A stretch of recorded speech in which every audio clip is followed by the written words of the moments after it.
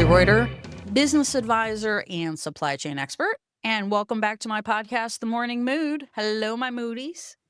So, a couple podcasts ago, we talked about brokers, and I gave you kind of a quick rundown, sort of history lesson on what brokers do, what customs does, what customs' primary responsibilities are, and the role of a customs broker. Not really specific to the United States, worldwide, their roles are pretty much the same, but their role as the broker who interfaces between the importer and the shipper and customs. And so that's what we talked about in the first podcast about brokers. And as I mentioned in that podcast, there are two ways to leverage brokers. And so today we are going to talk about one of those ways to leverage brokers, and one of the most common ways, there's two common ways that corporations and importers leverage brokers. And this isn't really specific to size or organization. It's more around just how you structure your business. So the first way, and not going to say one is more prevalent than the other, that corporations leverage brokers is in a broker is our expert capacity. And that means that the company has hired, the importer has hired the broker, and they're giving the broker all of the responsibility for managing that import. And that means managing all the documentation, doing the classification work, uh, identifying other government agencies, and creating all of the data that is required for handling all of the entry for every organization. And so, in that situation, what it looks like for the importer is that they typically don't have a lot of expertise. They don't know much about importing. They definitely don't have a licensed customs broker on staff. And they're giving all the responsibility to the broker. The broker is the expert, and that is who they rely on for their customs. And that is fairly typical. I would say probably 50% of the companies out there do that. And that's a fine way for you to operate. But you need to know that you're operating in that capacity because you need to make sure that you have the proper processes and awareness of what are going on with your entries, even though you have made the broker the primary responsible party. Now, even though you have made your broker the primary responsible party, and you're probably paying a higher entry fee than other importers who are managing their own brokerage, you're paying more. You're paying for more services. That's one of the downsides for this piece. But ultimately, no matter what, you as the importer of record are responsible.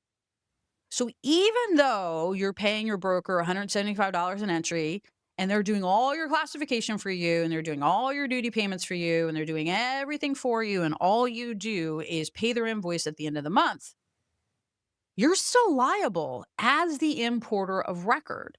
So if they make a mistake, you're going to pay for it a lot.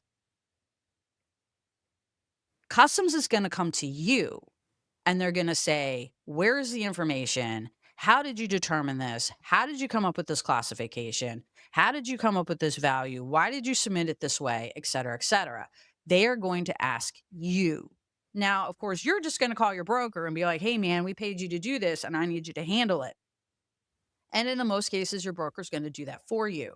But I want you to understand, even if you have given all the responsibility to your broker and your broker has said, we will gladly take all this responsibility and charge you for doing all of these services for you, you're still liable. I want you to know that, hear that, print that in your brain, okay? Because you are still going to be the one that's going to be called into customs. You're still the one that's going to be audited, and you're still the one that's going to have to pay the fines and penalties. So even in this give it all to the broker scenario, we let our broker be the expert scenario, you still do have liability as importer of record. Remember that. Because I talk to a lot of importers who don't. And they say, well, our broker told us we could do that. Well, your broker told you wrong, and now you're liable. So that's why I harp on that a little bit. Remember that. So if we're going to call this just scenario one, which is we're giving all of the responsibility to our broker. So if you are entering in this type of situation and this is how you want to run your import brokerage going forward, maybe you've been running it differently and you didn't know that this was an option for you. And now you know. So what does it take? What do you need to make sure that you know when you're handing everything off to your broker? When you're doing the broker is my expert scenario. First and foremost, we've already covered it. You're still liable. You're an importer of record. But this doesn't mean that you just get hands off and when the stuff shows up, it shows up. You still need to have a pulse on what's going on with your broker. Even though they are the authority, even though they are the expert in this situation, you still need to know. So how do you manage a broker in the broker's the expert scenario? First and foremost, you require pre-clearance. All of your orders all of your entries must be cleared 5 days prior to coming into the country. That is your requirement from your broker. Now, that is your requirement from your broker, whether or not they're the authority or not. So you're going to hear this again in my next episode. But your job is to make sure that your entries are being cleared 5 days prior. Now, you tell your broker you want that done, but you're going to have to manage it. You're going to have to watch them, and you're going to have to make sure that that happens. That is your job as the importer and the shipper, whichever party you are at this point. That's your job, is to make sure that they're pre-cleared. So even though they are the authority, you still dictate how they operate. Okay, so this is very important because a lot of companies that I work on that are using the broker as the authority method get into this situation where the broker is just running everything and they're doing whatever they want because these people don't have any expertise and don't know what to ask for. And they're like, but they're our broker. Aren't they doing it right? Maybe, maybe not. You can't just assume that they're doing it correctly. So you cannot do hands off with a broker in any situation. You can have broker of his authority or you can have your own authority, but you cannot do completely hands off. So first and foremost, you have to clear 5 days prior. That is an absolute requirement. If you are unable to do this, if it is not being done today, you need to know why. Don't don't give me, oh, that's not how we've always done it. No, no, no. We're doing fine with 3 days. We don't know. 5. And if you're not doing 5, you want to know why. What is causing the delay? If you are my broker and you are my authority, what is stopping you from meeting that requirement? You tell me. You have to tell me. Are you not getting documents on time? Do you need more information so you can classify faster? What is it specifically that has to be done? That is a non-negotiable in any scenario. Pre-clear, 5 days, end of story. I do it for all of my clients, and I've always operated that way personally. Okay. So that's number one. You cannot take your eye off the ball. And as I spoke about in the very beginning of this podcast, even though your broker is your authority, you do need to have processes because you are ultimately responsible. Okay. So number one is you're making sure that everything is being pre-cleared. Number two, the thing that you have to make sure that you're doing is you have to make sure that your documents are complete. That is your responsibility as the importer and or shipper. Yes. If you do not have complete documents, accurate documents, complete descriptions, it will slow down the broker process. And that's on you, baby. You can handle that. You can fix that. So your responsibility is making sure that the information provided to the broker is accurate, it's timely, it's readable, and it's all on the documents that are required. Just emailing that shit to me does not help. Okay? Because customs requires an actual commercial invoice, a packing list, an actual formal document that commerce has been acted on. You cannot do that with email.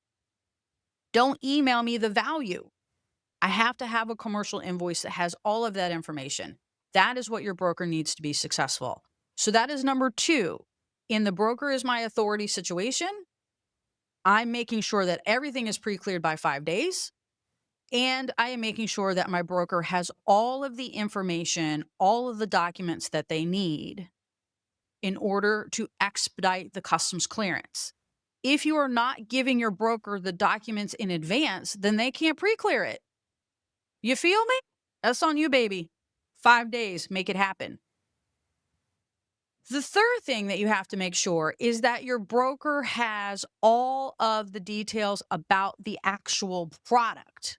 Now, in modern times, this has become easier because way back in the day, we used to have to go try to get a description from the shipper or the importer or whatever it was to find out to give customs an actual accurate description. Most of the times it's typed out on the commercial invoice and it's pretty clear, but there's a lot of times where it's somewhat ambiguous. And we would have to go grab that information and pull it out of a shipper. It'd take days to go get this information.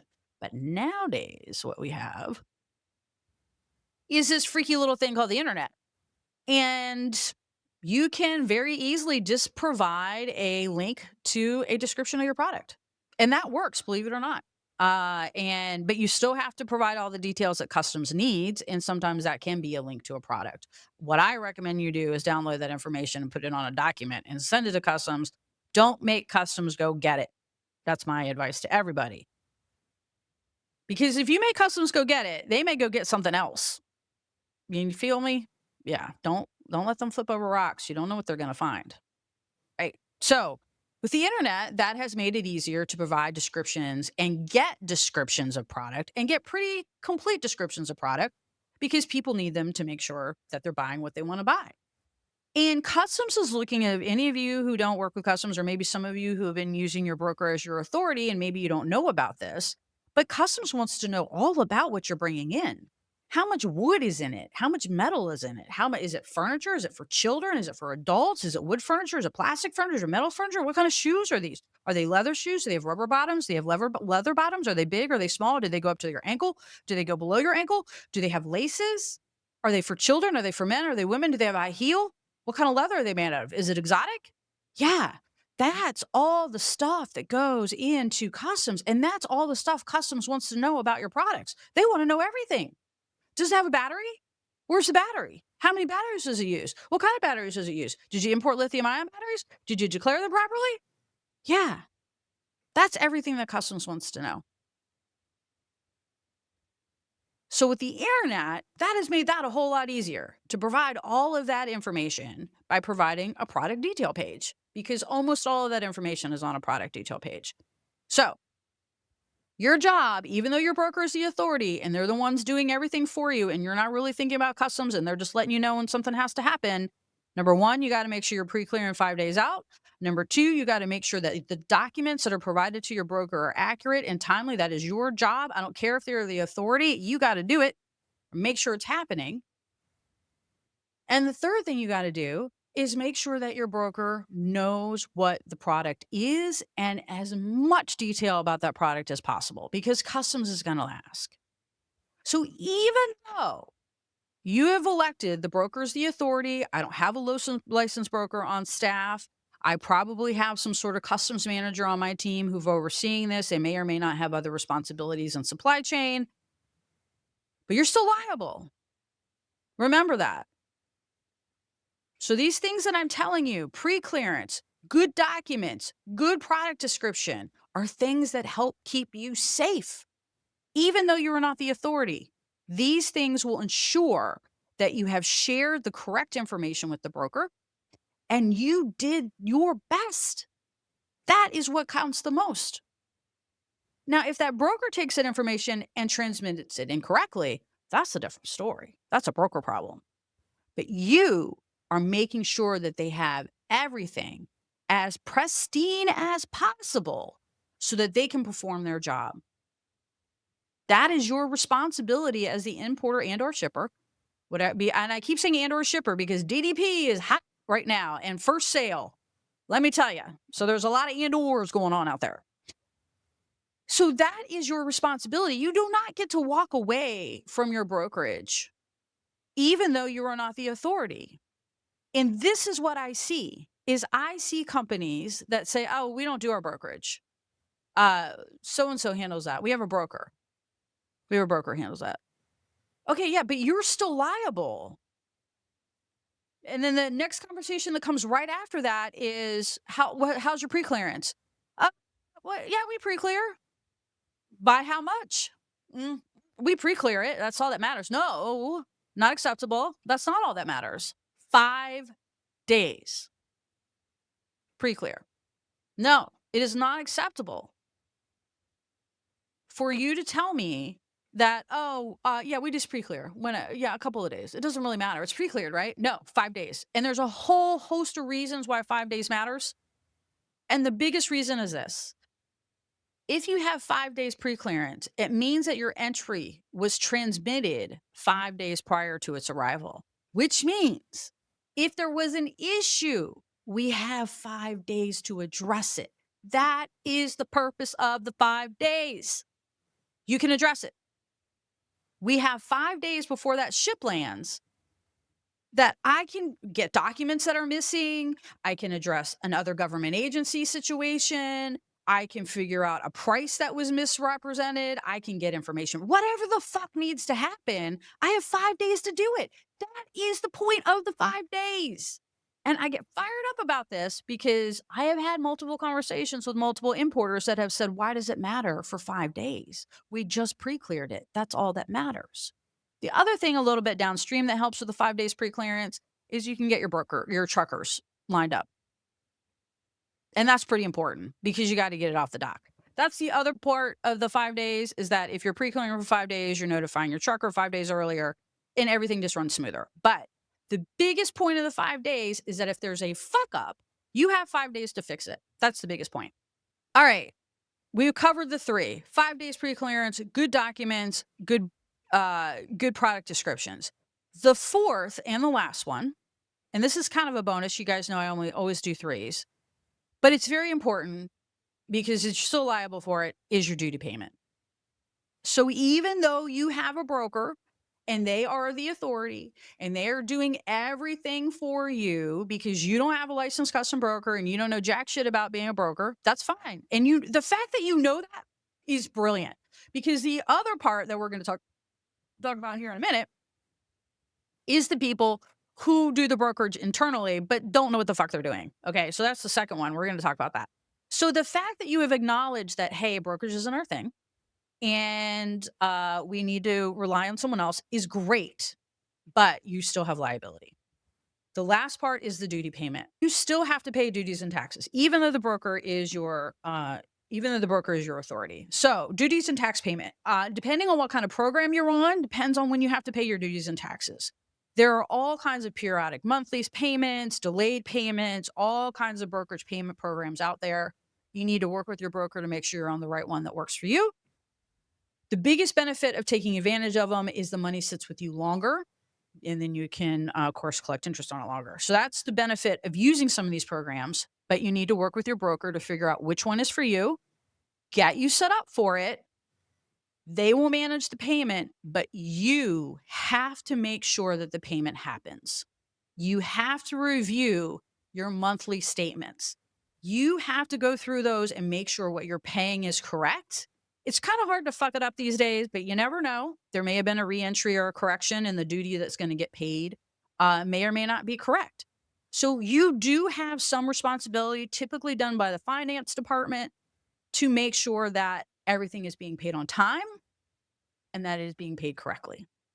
So that's kind of the 4th bonus, is the duty payment. So even though your broker is the authority, you're making sure that they're pre-clearing.